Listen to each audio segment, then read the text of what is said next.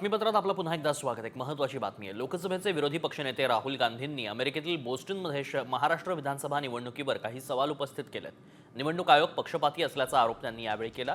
महाराष्ट्रात प्रौढ लोकसंख्येपेक्षा जास्त मतदान झाल्याचंही ते म्हणाले. 2 तासात 65 लाख मतदान करणं अशक्य असंही त्यांनी म्हटलंय. More people voted in the Maharashtra Assembly elections than there are adults in Maharashtra. This is a fact. And the Election Commission gave us a figure, voting figure for 5:30 in the evening. And between 5:30 in the evening and 7:30 in the evening, when the polls were supposed to have closed, 65 lakh voters voted. Now, that is physically impossible to happen. So it's very clear to us that the Election Commission is compromised. It's very clear that there is something very wrong with the system. दरम्यान मुख्यमंत्री देवेंद्र फडणवीसांनी राहुल गांधींवर हल्लाबोल केला. राहुल गांधींनी परदेशात लोकशाहीची बदनामी केली, निवडणुकांमध्ये हरल्यानं त्यांच्या मनावर परिणाम झालाय असं फडणवीस म्हणाले.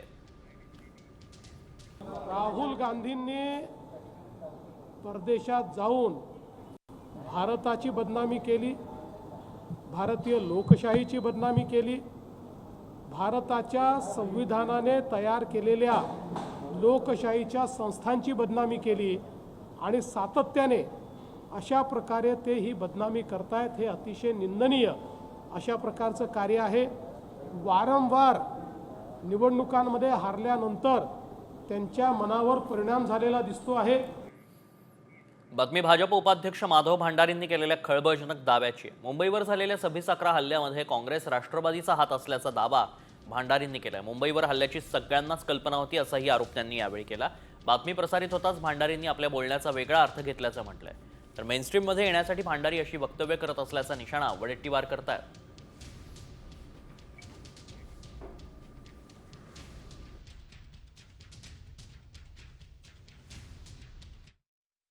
पण या सगळ्या 26/11च्या हल्ल्यामध्ये सत्ताधारी काँग्रेस आणि राष्ट्रवादी काँग्रेस यांचा वाटा होता हे निश्चित आहे.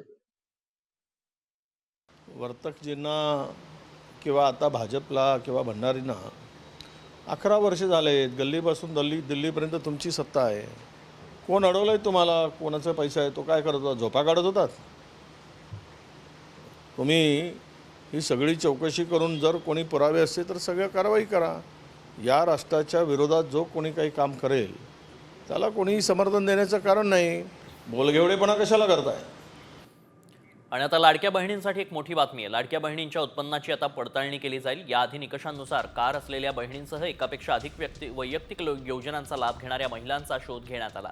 आता पुढच्या टप्प्यात वार्षिक 2.5 लाख रुपयांपेक्षा जास्त उत्पन्न असूनही योजनेचा लाभ घेणाऱ्या लाडक्या बहिणींची पडताळणी केली जाईल आणि त्यानुसार अपात्र लाडक्या बहिणींचा लाभ बंद करण्याची कार्यवाही सुरू असल्याची माहिती सूत्रांकडून मिळतेय.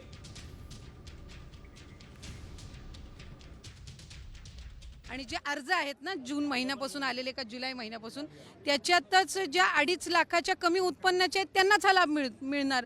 म्हणजे हे काही नव्याने काढलेलं नाही आहे. मला वाटतं तुम्हाला माहितीचा अभाव त्याच्यामध्ये असावा म्हणून हा आपण गैरसमज करण्याचा प्रयत्न करत असाल. 2.5 लाखाच्या कमी उत्पन्न असणाऱ्या महिलांना सुरुवातीपासून ह्या योजनेचा जर आपण ओरिजिनल GR वाचलं तर आपल्याला लक्षात येईल. लाडकी बहिणीची सद्यस्थिती काय पाहूयात ग्राफिक्सच्या माध्यमातून. एकूण लाभार्थी 2.5 कोटीच्या वर. लाभाची अपेक्षित रक्कम आहे 37,950 कोटी रुपये. बजेटमधील तरतूद आहे 34,000 कोटी रुपये.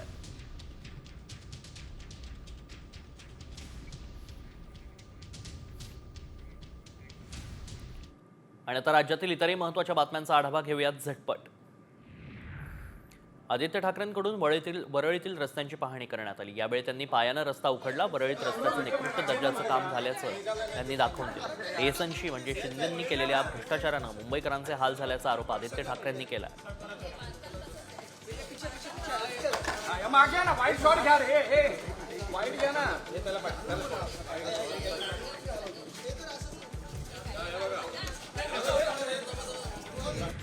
भाजपचे ज्येष्ठ नेते सुधीर मुनगंटीवार यांनी काल रामगिरी बंगल्यावर जात मुख्यमंत्री फडणवीसांची भेट घेतली आहे. सुमारे अर्धा तास दोन्ही नेत्यांमध्ये चर्चा झाली. कामाविषयी मुख्यमंत्र्यांची भेट घेतल्याचं मुनगंटीवारांनी सांगितलं.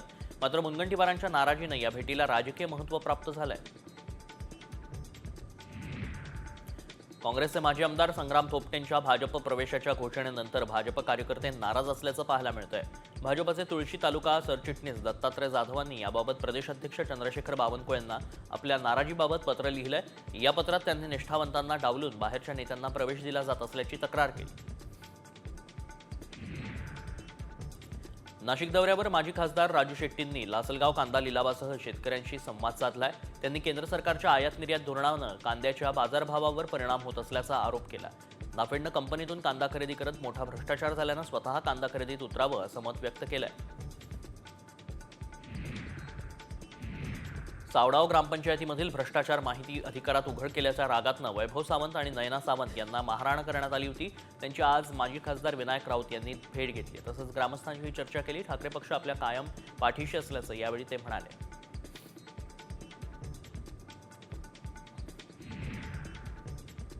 कर्जतच्या नगराध्यक्ष उषा राऊत यांनी नुकतंच आपल्या पदाचा राजीनामा दिला. त्यांनी हा राजीनामा जिल्हाधिकारी यांच्याकडे सोपवलाय.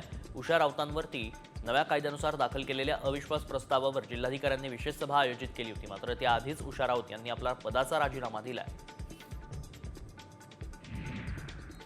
उपमुख्यमंत्री एकनाथ शिंदेंचा आजचा माढा दौरा रद्द करण्यात आलाय. माढ्यात तानाजी सावंतांचे बंधू शिवाजी सावंतांकडून शिवसेनेचा मेळावा आयोजित करण्यात आला होता. या मेळाव्यासाठी शिंदे माढ्यात येणार होते. मुख्यमंत्र्यांच्या जनता दरबारात विदर्भातून लोकांनी हजेरी लावली. दिवसभरात एकूण 626 निवेदनं मुख्यमंत्र्यांनी स्वतः स्वीकारली आहेत. महिला, दिव्यांग, सामाजिक संस्थांचे प्रतिनिधी, विद्यार्थी, ज्येष्ठ नागरिकांनी आपल्या अडचणी मुख्यमंत्र्यांसमोर मांडल्या. यावेळी प्रत्येकाची समस्या ऐकून घेत मुख्यमंत्र्यांनी संबंधित विभागाला दखल घेण्याची सूचना केली.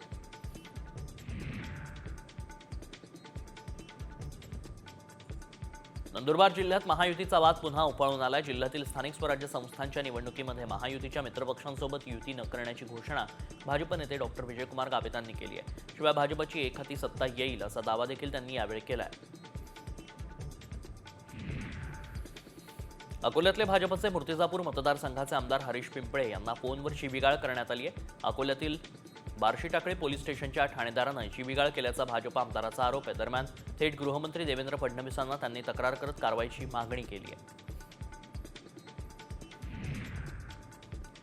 पुण्याच्या रांजणगाव औद्योगिक वसाहतीमधील MEPL कंपनीच्या प्रदूषणाचा प्रश्न आता गंभीर बनतोय. याची दखल थेट शरद पवारांनी घेतली. आजूबाजूच्या अनेक गावातील नागरिकांचं आरोग्य धोक्यात आलंय. याची दखल आता शरद पवारांनी घेतली असून 23 एप्रिल रोजी पवार ग्रामस्थांशी संवाद साधतील.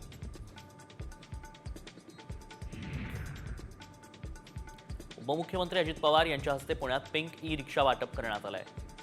ओला उबरमध्ये पिंक रिक्षा उपलब्ध करून देणार असल्याचं आश्वासनही यावेळी त्यांनी दिलंय. महिलांना रोजगार उपलब्ध करून दिलाय. महिलांना सुरक्षित वाटलं पाहिजे अशी भावनाही अजित पवारांनी व्यक्त केली. खासदार सुप्रिया सुळे आणि शरद पवार यांची अचानक दौऱ्यावेळी भेट झाली.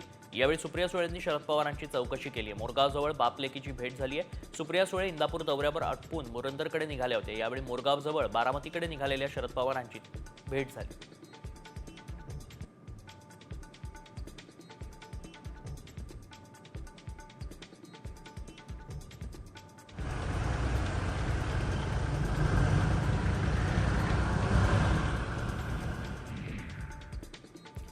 मनसेनं मुंबईत वॉर्ड ऑफिसरची गाडी अडवून जाब विचारलाय. कचरा गाड्यांच्या मेंटेनन्सबाबत मनसे आक्रमक झाली. कचरा वाहतूक करणाऱ्या कामगाराचा अपघातात मृत्यू झाला. गेल्या 4 दिवसात दुसरा अपघात झाल्यानं मनसे आक्रमक झाली असून मृत कामगाराच्या कुटुंबासह जीवोत्तर विभाग कार्यालयावर मनसेनं धडक दिली आहे.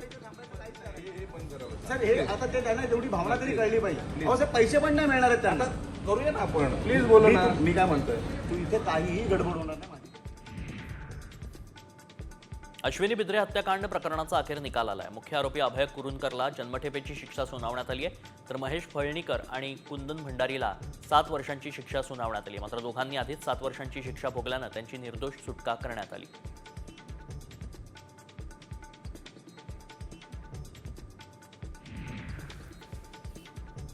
अमरावतीत भाजपच्या कार्यकर्त्यांनी जोरदार राडा केला. भाजपच्या कार्यकर्त्यांना पोलिसांनी आता ताब्यात घेतलंय. पोलिसांना कार्यकर्त्यांनी धक्काबुक्की केली होती. नॅशनल हेराल्ड घोटाळा प्रकरणी काँग्रेस विरुद्ध भाजपनं आंदोलन केलंय.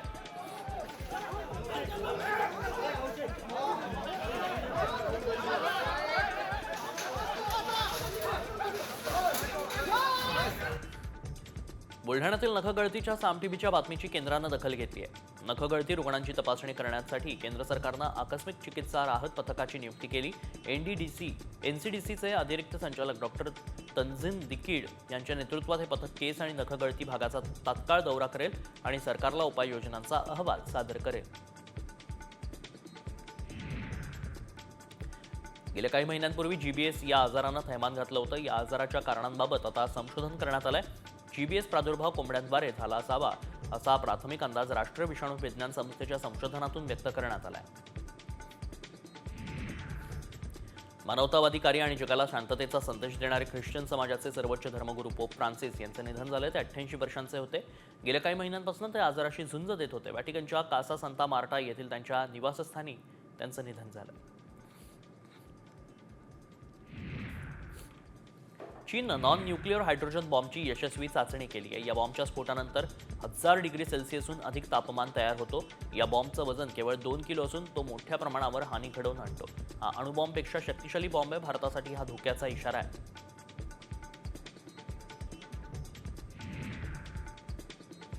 एटीएम वापरणाऱ्यांसाठी अत्यंत महत्त्वाची बातमी आहे. 1 मे पासून आता एटीएम मधून पैसे काढणं महागेल. बॅलन्स चेक करण्यासाठीही पैसे मोजावे लागतील. ठरवून दिलेल्या लिमिटनंतर दुसऱ्या बँकेच्या एटीएम मधून पैसे काढल्यास 17 ऐवजी 19 रुपये चार्ज भरावा लागेल. चिपी विमानतळाला आता अधिक गती मिळणार आहे, कारण पुढील 4 महिन्यात चिपी विमानतळाला नाईट लँडिंगची परवानगी मिळणार आहे. चिपी विमानतळाच्या विकासासंदर्भात पालकमंत्री नितेश राणे यांच्या अधिकाऱ्यांसोबत मंत्रालयात बैठक झाली. चिपी विमानतळावरून मुंबई सेवा कुठल्याही स्थितीत अडथळे न येता सुरू करण्याचे राणेंनी निर्देश दिले. राज्य परिवहन महामंडळानं भाडेवाढ केल्यानंतर उत्पन्नात साधारणतः 15% वाढ होईल अशी अपेक्षा होती. मात्र यापेक्षा अगदी वेगळी परिस्थिती दिसते, कारण भाडेवाढीनंतर मार्च महिन्यात प्रवासी संख्येत 63 लाखांची घट झाली आहे. त्यामुळे उत्पन्न वाढवण्याऐवजी कमी झाल्याचं चित्र पाहायला मिळत आहे. पीएमसी अधिकाऱ्याचा एक रील व्हायरल झालाय. नूतन जाधव असं या महिला अधिकाऱ्याचं नाव आहे. छोट्या मोठ्या दुकानदारांचं अतिक्रमण काढतानाचे हे रील्स आहेत. नेमकं चाललंय काय बीएमसी मध्ये? मॅडमचा ड्रेस कोड शासन नियमाप्रमाणे आहे का, असे सवाल विचारत कारवाईची मागणी होती.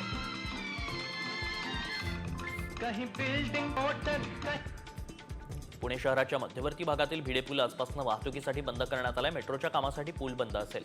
तब्बल 1.5 महिना पूल बंद ठेवण्यात येईल. त्यामुळे नागरिकांनी पर्यायी मार्गाचा वापर करावा असं आवाहन प्रशासनाकडून करण्यात आलंय.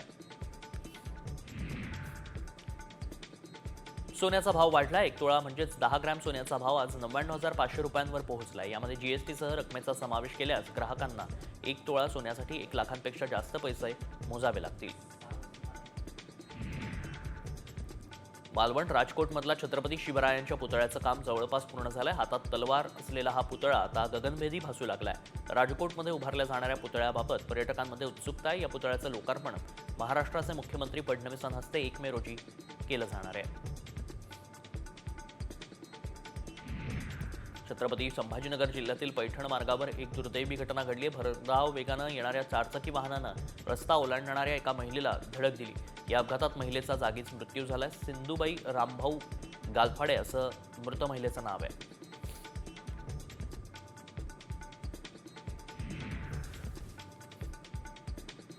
छत्री लागल्याच्या रागातनं महिलेच्या पाठीत चक्क काचेचा तुकडा खुपसण्यात आलाय. मुंबईच्या वरळी परिसरात दुर्दैवी घटना घडली. मुंबई गुन्हे शाखेनं सीसीटीव्हीच्या मदतीनं आरोपीला अटक केली. सचिन अवसरमोल असं आरोपीचं नाव आहे. पिंपरी चिंचवड शहरात पुन्हा एकदा 4 चाकी वाहनांची तोडफोड करण्यात आली आहे. 2 गावं गुंडांनी जवळपास 10-15 4 चाकी वाहनांची तोडफोड केली. स्थानिक नागरिक दहशत निर्माण करण्यासाठी हे करत असल्याचं समजलंय.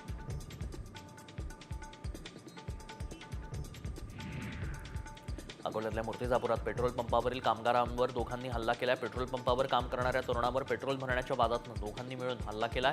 कामगार तरुणाला लोखंडी पाईपनं हल्ला करून गंभीर जखमी करण्यात आले. या घटनेनंतर मूर्तिजापूर शहर पोलीस ठाण्यात आरोपींविरुद्ध गुन्हा दाखल करण्यात आलाय.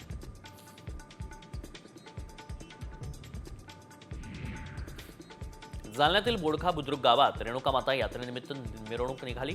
बोडखा बुद्रुक ते देवी दहेगाव अशी 15 किलोमीटरची ही मिरवणूक होती. गावकरी पातळ घेऊन मिरवणूक काढतात. त्यानंतर देखील पातळ चढवला जातो. या मिरवणुकीमध्ये महिला पालक मोठ्या संख्येने सहभाग घेतात.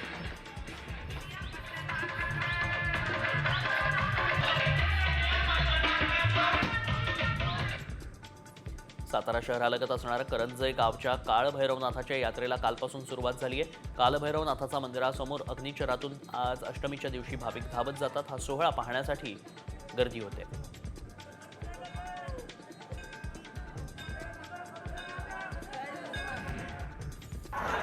बैलगाडा शर्यतीमध्ये हेल्मेट न घातल्यानं कारवाईचा इशारा देण्यात आलाय. बैलगाडा चालकांच्या दुखापतीच्या घटना टाळण्यासाठी हेल्मेट सक्तीचा निर्णय घेण्यात आलाय. या विरोधात आता संघटनेनं दंडात्मक पाऊल उचललंय. 10,000चा दंड तसंच वर्षभराची बंदी घालण्याचा निर्णय घेण्यात आलाय.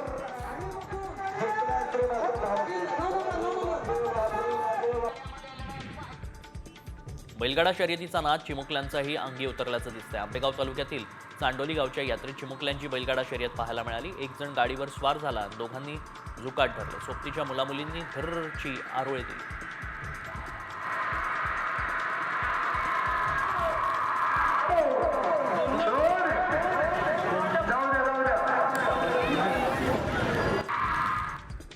हिंदुस्थान एरोनॉटिक्स लिमिटेड येथील कामगार संघटनेच्या निवडणुकीत जागृती पॅनलनं दणदणीत विजय मिळवलाय. जागृती पॅनलच्या वतीनं सरचिटणीस पदासाठी संजय कुटे यांना 1464 मतं तर श्रमशक्ती पॅनल सचिन ढोमसे यांना 1152 मतं मिळाली. अटीतटीच्या या लढतीत संजय कुटे हे 312 मतांनी आघाडी घेऊन दुसऱ्यांदा विजयी झाले.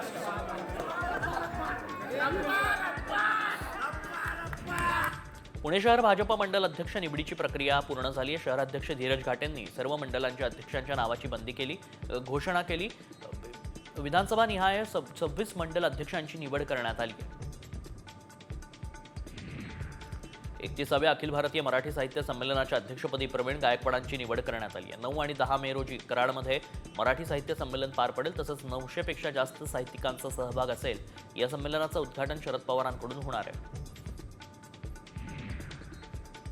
इगतपुरीतल्या दरेवाडीत धरण उशाला, कोरड घशाला अशी परिस्थिती निर्माण झाली आहे. दुष्काळाचं दाहक वास्तव दरेवाडीतून समोर येत आहे. या भागातल्या आदिवासी महिला कडेवर लेकरू आणि डोक्यावर हांडा घेऊन पायपीट करतायत.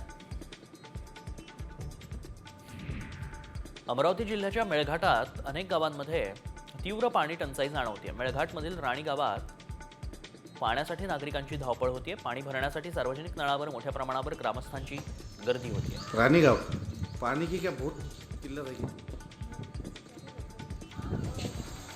कोणतं गाव आहे रानीगाव? पाण्याचं काय करून घ्या अंडरला पाणी. बीडमध्ये पाणी टंचाई गंभीर होत चालली आहे. हंडाभर पाण्यासाठी गावकऱ्यांची धडपड पाहायला मिळते. जरुड गावचा राजेश काकडे नावाचा तरुण मदतीला धावून आल्यानं त्यानं पत्नीचे दागिने विकले आणि बोरवेल घेतला. या बोरवेलच्या पाण्यातून 5 गावांची तहान भागते.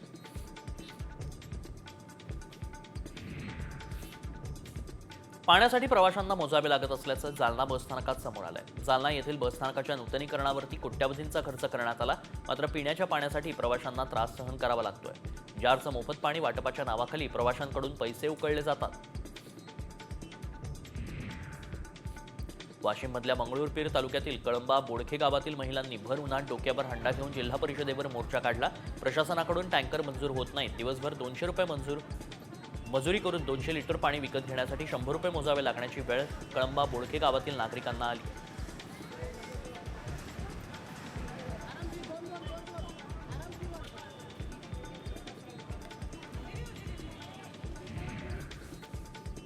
लातूर महानगरपालिकेच्या वतीनं पुरवण्यात येणाऱ्या दूषित पिळसर पाण्याविरोधात भाजप कार्यकर्ते आक्रमक झालेत. आज महानगरपालिकेच्या दारात काँग्रेसचे आमदार अमित देशमुख यांच्या प्रतिकात्मक फोटोला दूषित पाण्यानं अभिषेक घालत निषेध नोंदवण्यात आला.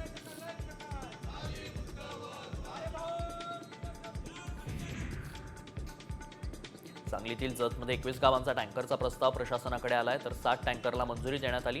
उर्वरित गावांना 2 दिवसात टँकर सुरू होतील अशी मागणी गोपीचंद पडळकरांनी जिल्हा आढावा बैठकीत केली आहे. आणखी काही गावांना टँकरची आवश्यकता असेल तर त्यांनी पंचायत समितीला प्रस्ताव द्यावा असं आवाहन करण्यात आलंय.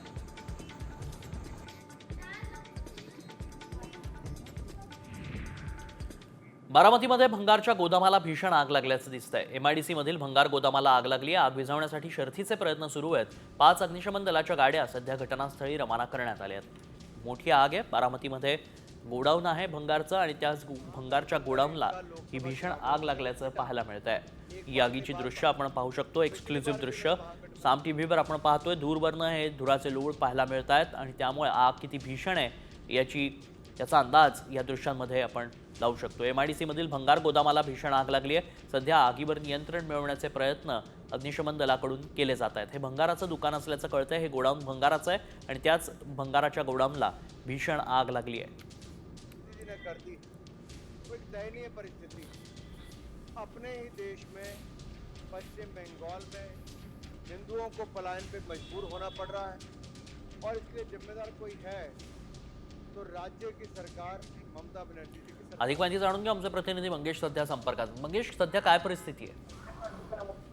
नक्कीच बारामती येथील एमआयडीसी मध्ये भंगाराच्या गोदामाला आग लागलेली आहे. ही या आगीने रोज धारण केलेलं आहे. नगरपालिकेचे एक अग्निशामक आणि एमआयडीसीचे 2 अग्निशामक असे 3 अग्निशामकच्या सहाय्याने ही आग विझवण्याचे प्रयत्न सुरू आहेत.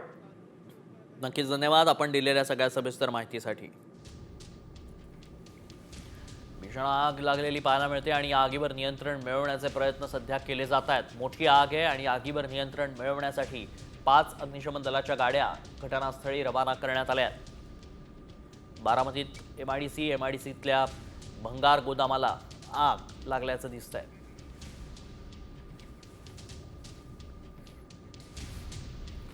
पुढच्या महत्त्वाच्या बातम्यांचा आढावा झटपट. मावळ तालुक्यातील पूर्व भागात सध्या शेतकऱ्यांनी कांदा पीक काढण्यासाठी लगबग केली आहे. मात्र उन्हात मजूर मिळेनासे झालेत. शेतीचं काम करण्यासाठी मजुरांची संख्या रोडावली. कमी क्षेत्र लागवड केलेल्या शेतकऱ्यांना याचा मोठा फटका बसलाय. त्याच प्रमाणात मजुरीच्या दरात मोठी वाढ पाहायला मिळते. चिपळूण बाजारात 1000 रुपये किलो दरानं ओले काजूगर विकले जात आहेत. मागील महिन्यापेक्षा या महिन्यात काजूगर निम्म्यानं स्वस्त झाले. मागील महिन्यात सुमारे 300 रुपये पाव किलो या दरानं काजूघराची विक्री केली जात होती. मात्र आता काजूगर मुबलक प्रमाणात बाजारात उपलब्ध झाल्यानं त्याचे दर उतरले. धाराशिवमध्ये कच्चा आंबा बाजारात आणण्याची घाई केली जाते. आंब्याचा हंगाम सुरू झाला असून शहरात ठिकठिकाणी आंबा विक्रीचे स्टॉल्स लागलेत. मात्र नैसर्गिक पद्धतीनं पिकवण्याऐवजी कृत्रिम पद्धतीनं पिकवलेला आंबा बाजारात विक्रीसाठी आणला जातोय. अक्षय्य तृतीया सणाच्या पार्श्वभूमीवर आंब्याची आवक सुरू झाली आहे. राज्यात आंब्यांची आवक वाढली असून प्रति किलो 190 ते 220 रुपयांपर्यंत बघायला मिळते. फळ बाजारात बदाम, लालबाग, केशर, केरळी हापूस आंब्याची आवक मोठ्या प्रमाणात आहे.